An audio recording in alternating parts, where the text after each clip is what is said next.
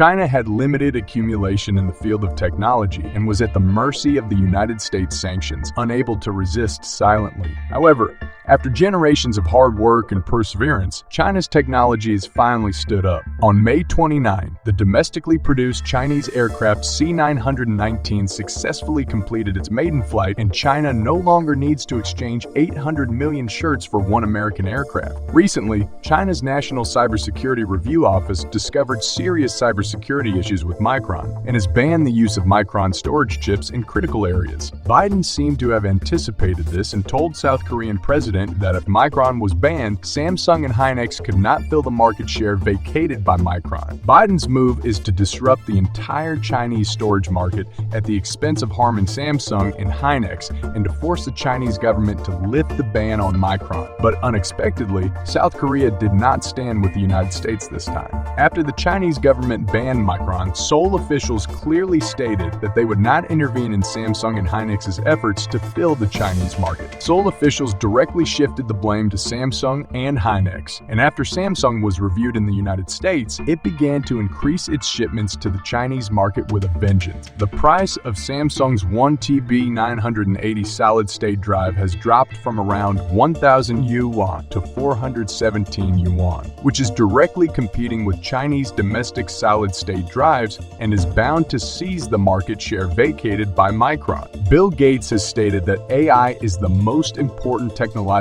revolution in the past 40 years. We have already seen power of AI through technologies like GPT and assisted driving, and the backbone of AI relies on immense computing power. Unfortunately, the AI computing chips Nvidia H100 and E100 have been banned for export by the United States, which has become a bottleneck for China's AI development. Following Samsung and Hynix, Nvidia has also changed its stance. During a recent press conference, Nvidia CEO Jensen Huang delivered a speech in Chinese, stating that there is only one China in the world, and the Chinese market is irreplaceable, so they have no other choice. If they cannot do business with China, Nvidia will suffer significant damage. Why are so many American companies changing their stance? The answer lies in the profit figures of major chip companies in China. With the global semiconductor industry in a downturn, as of May 15, 675 technology companies in the United States have laid off over 193,000 employees, exceeding the total number of layoffs last year. Therefore, the Chinese market has become a lifesaver for American companies. However, China is accelerating the development of domestic chip alternatives. In 2022, China has reduced its chip imports by 97 billion units, and Huawei has completed the substitution of 13,000 components. The good days for American companies in China are coming to an end. China's ban on Micron is setting a precedent for American, Japanese, and South Korean companies. Making money in China is allowed, but don't bite the hand that feeds you. For those malicious foreign companies, once China has the capability to domestically substitute their products,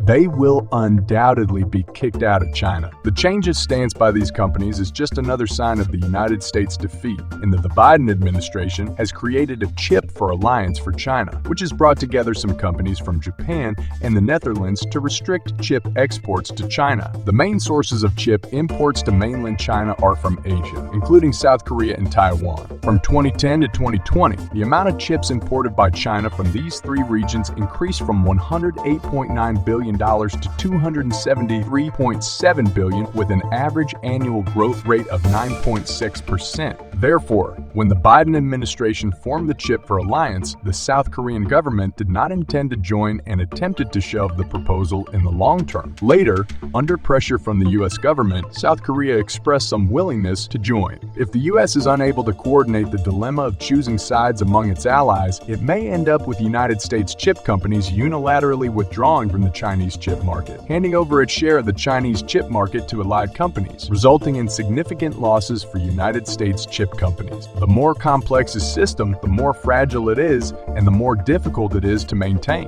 In situations where there are different interests at play, it is uncertain whether the United States can sustain its chip war against China in the long term. The prolonged chip war between the US and China has actually had another effect, which is to force the development of China's chip industry. The chip war has been going on for some time now. The reason China has only recently started sanctioning US chip companies is that China has become more confident. According to research by technology industry research firm Tech Insights, in the past few years, SMIC has improved its production technology by 2 generations. It can now successfully produce 7-nanometer chips, whereas previously it could only produce 14-nanometer chips. This demonstrates that Chinese chip manufacturers have made significant technological advances. In 2022, there were nearly 70,000 global semiconductor patent applications, an increase of 9% from 2021. Among them, nearly 38,000 patent applications came from China, accounting for 55% of the total and ranking first in the world. At the same time, Chinese companies have broken the monopoly of foreign companies in the storage chip field. In the subdivision field of semiconductors, storage chips account for the largest share, which is 35% of the total semiconductor market. Before 2017, Chinese manufacturers had a 0% market share in the storage chip field. However,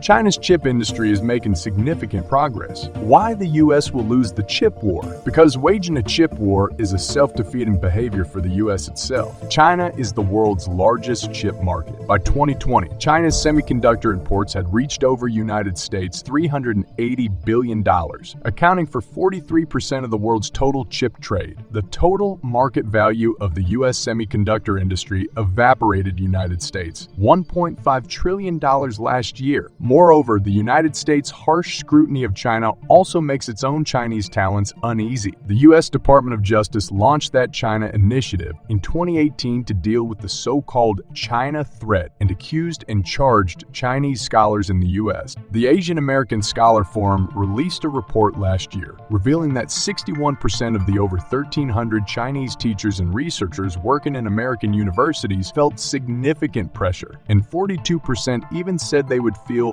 fearful continuing to work in the US. The US itself is a country of immigrants, and its technological advancement is largely due to the gathering of talents from all over the world. However, persecuting its own talents due to its confrontation with China is a foolish act of destroying its own Great Wall. With such a backward and counterproductive approach, the United States' chip war against China will ultimately go bankrupt. Thank you for watching this video to the end. Subscribe to the channel and write your opinion in the comments.